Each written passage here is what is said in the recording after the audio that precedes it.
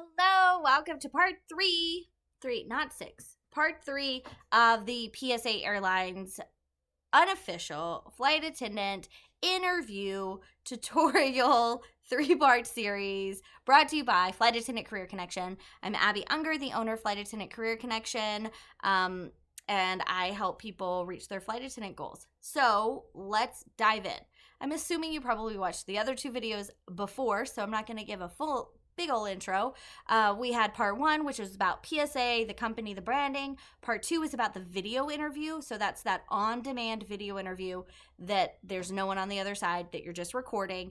That's step 2 in the process after the application and assessment. And now we're in step 3, the final step before training. This is the face-to-face and group interview, all done virtually. That looked really cool. Did I look really cool when I did that? I felt like I did. Let's talk about it. So we were all wondering, how is anybody going to do interviews with the pandemic going on, the social distancing, the masks, the stuff? And PSA, they have been doing a video interview for a while, a couple years, but they were able to convert their group interview and face-to-face to a virtual opportunity. Now, Mesa has been doing this for probably a year already before the pandemic. So I guess that's close to 2 years now that Mesa had been doing this. It's more cost effective. Nobody has to travel. It's just easier and cheaper to do the kind of like the Zoom or the on-demand group interview and face-to-face. So Mesa, that's part of the reason they were able to, I believe, they were able to pick up their hiring so quickly, is because they already had the system down. Now, PSA is doing the same thing. So after the on-demand video interview, when you're successful, next step is virtual group interview followed by a face-to-face.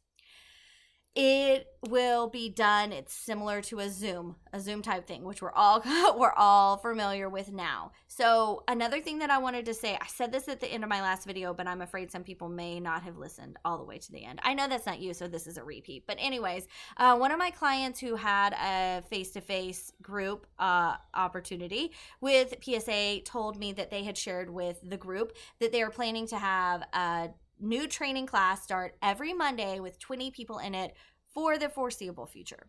So that's really exciting. Training classes coming up. Super, super, super encouraging. And that doesn't mean that they're just hiring for one group or one little training class or something like that. They're really recruiting for kind of a longer term thing. So yay! All right, let's talk about the face-to-face. It's kind of like a Zoom type opportunity where it's you and about 9 other people approximately. You'll have 2 recruiters on there, or maybe a flight attendant and a recruiter, but 2 people sort of leading the shebang. They will share information about the company. They will share what's coming up, how things have changed. They'll share about training that's upcoming. They'll talk about how being a flight attendant at PSA works, what the schedules are like, all of those things. If you've been to a traditional flight attendant interview in the past, it's all that information. So y'all know what I'm talking about. If you haven't, then it's all that stuff that I just talked about. Where is training? How does it work? Where would you maybe be based? Most senior bases, junior bases, how pay works, things like that will all be sort of covered in that. That's the first part. The next part of the group video, or the group / face-to-face virtual interview, is a virtual face-to-face. Now, they will have you block off a chunk of time and just be ready and waiting, and when your time comes, you will get called and they will do a virtual face-to-face. The virtual face-to-face is, again, very similar to what you would either guess would be happening in an interview or what you've experienced in the past with a flight attendant interview. I do have a couple questions here that they could possibly ask you, but I also have some other videos about how to prepare for the face-to-face. And I'm going to drop those links in the description because they are more fuller tutorials. I know that's bad grammar. That's why I made a funny face. But they are a more complete tutorial to really prepare you on how to ace your face-to-face And that information is the same for the virtual. The only difference is I don't really think you have to wear pantyhose, which is honestly definitely a win. Okay. So I am wearing pants. I'm just wearing pajama pants even right now. Now you will want to make sure that you are dressed professionally, at least from the waist up. And we are doing the whole thing like we're in an actual face-to-face, but it's just done virtually. After, I'm going to give you those questions in just a second, but after the virtual face-to-face, they do not offer jobs on the spot as of now, but they do offer jobs or offer a CJO, conditional job offer, pretty quickly after the interview. So they will say you'll hear from us Monday or you'll hear from us in a few days. And then within hours, they are sending out job offers. They actually used to do this before too. This isn't unusual for PSA to say, oh, you'll hear from us in a few days. And then candidates used to get it when they were boarding their flight or when they landed, they would get their job offer on their email. That's why I'm doing this. This is me getting my email on the plane. They would get their email. Look, I just do it again. They get their email with the job offer on the plane when they're on their way home. So this is kind of the way PSA has sort of always done it, and they're kind of sticking with it. Here are a couple of the questions. Oh, let's talk about this. So you're going to want to make sure you're in a nice, quiet place. You're going to want to make sure that you are in a place where you can fully focus. I do think that there are some extra obstacles to overcome by not getting to go to an actual face-to-face in real life. You won't get to pack your bag, get on your airplane, start to feel the vibe, have all the distractions away, those dishes in the sink completely out of mind. You don't get that because you're in your house or you're in a library. You could also do a hotel room or something like that. If you're having trouble finding a nice quiet space, you could invest in that way. But I do want to make sure that you mentally prepare for your interview before your interview. And by mentally prepare, I don't mean just go over your questions. I mean, you get in interview vibe. So maybe you do need to pull those pantyhose on because they make you feel like you're in interview vibe. But you want to be thinking about it. Put some time aside to really lean into what it's going to feel like to be a flight attendant, how excited you are that you have this opportunity. Don't treat it like it's not a real opportunity. I think that we tend to do that because it's a video opportunity, and we don't get to go through the whole thing and roll our bag through the airport on our way to our face-to-face.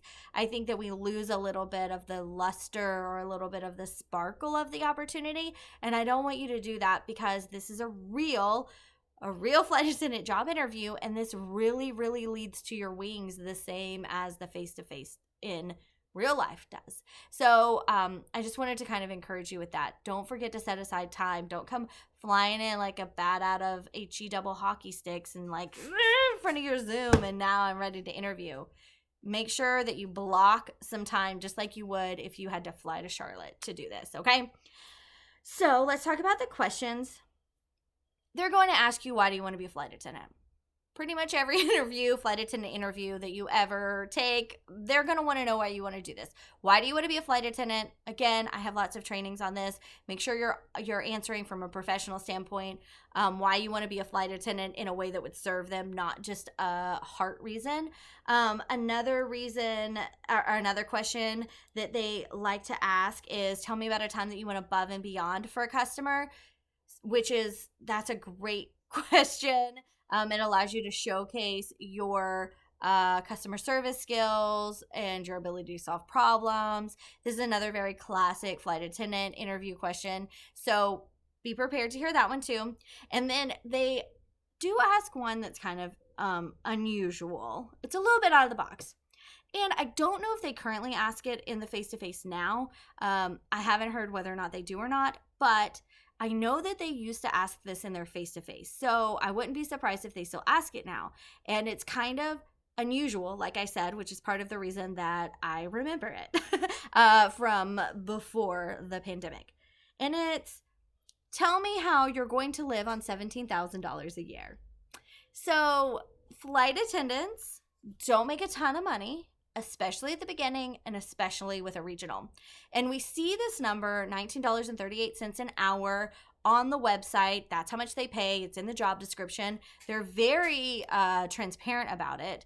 But some of the things that if you're new to aviation, you've got to take into account that not everyone knows that they need to take into account is you don't work an 80-hour week. You actually work closer to an 80-hour month. Okay, no one works an 80-hour week. You don't work a 40-hour week. You work an 80-hour month. So instead of every time you get that paycheck every 2 weeks, that's 80 hours, that's now your whole month. So even though you're making $19 an hour, you're not working 160 hours a month like you would in a traditional job. So you're working about half the hours. So if you kind of like did the math like that, it's almost like getting half the pay, which is almost like $9 an hour, which is almost like not a lot of money. Okay. That being said, they take care of your hotel, take care of your transportation to and from the hotel. You do get paid per diem when you're on trips, and you get flight benefits. You get great health insurance. There's other things that are benefits to increase your quality of life and things that are increase to your storehouses, if you know what I mean. But it's not just necessarily pay. That's why there is more turnover at regionals than there are at other airlines. A lot of times it comes down to the pay. We want to be flight attendants so bad that we just say, I'll make it work, or maybe lie to yourself, or maybe not really think about it in reality. And then when you're in it and you're struggling to pay your car payment and your student loan and your mortgage and your crash pad, it can be difficult. And so sometimes people have to leave flying for a little bit, get things in order, and then they can go back, or leave the regional and wait and see if maybe they can get another opportunity. But anyways, the reason that they ask this question is to make sure that you've really considered how you can live on $17,000 a year. Now, $17,000 a year is a very basic number. That's before your per diem. You can add about $10,000 to that for per diem per year. That's a very like round number. That's a pretty good rule of thumb. So now we're looking at like 27,000, which, okay, still not a ton of money, but you know, it's closer to 30, which I feel like you could kind of live on 30 anyways. So, but 17,000. So how can you live on it for $17,000 a year? So some things you're going to say is you could talk about the fact that you have a partner or a spouse that has a really good job, that, you know, that it's not all up to you. You could talk about the fact that you were aware of this and you went over a budget and you were able to make it work. You could talk about the fact that you have been paying down debt, or you're debt free, or you're planning on selling your car. Whatever it is, it's true for you. I want you to consider, how are you going to live on $17,000 a year, and then be ready to answer that question. This question feels invasive. I can only imagine if you aren't expecting it to be caught off guard a little bit, kind of like, what's it to you? But it is to them, because they don't want to hire someone who's not going to be able to live a really happy and fulfilled life working as a flight attendant for them. So that's why they ask this question. You can also expect questions about willing to relocate. You can expect questions about when can you attend training? Do you have any, what do you see that could be a challenge for you between you becoming a flight attendant? So so those kinds of questions that are definitely traditional flight attendant interview questions. But these three: tell me about a time you went above and beyond. Why do you want to be a flight attendant? And how can you live on $17,000 a year? These are the ones that seem to be traditional PSA interview questions. So I definitely want you to be familiar with those, as well as the more generalized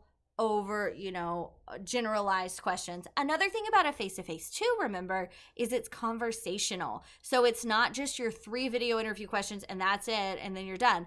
So you could say something in one of these answers that's like, oh, I love that. Tell me more about when you blah, blah, blah, or whatever. And then it lends itself to be more conversational. So that's why there's no list of questions that like we just get these done, and then we're like ready for the face-to-face, because I want you to be prepared, and I also want you to be open to conversations, because those conversations and those opportunities to connect with your recruiter is what will make your recruiter fall in love with you, and that will be what makes your recruiter want to hire you, because she's probably a flight attendant too, working on special assignment, and she can't wait to go to Applebee's with you on your layover in Jacksonville, North Carolina, or Pitt, Greenville. I'm being silly, but it's true. So that's why these conversations can really lead to connection and ultimately to a job offer when you're being authentically you and you're just having conversations and getting people to like you. All right, so that's the end of the PSA 3-part series. If you haven't watched the video interview video or the branding video, please go back and watch them. Also, I'd love it if you would subscribe to my channel, join me in the Facebook group, and don't forget to check out the Flight Attendant Career Hub. Whew, that was a lot. I'll talk to you later. Good luck. I'm so excited for you.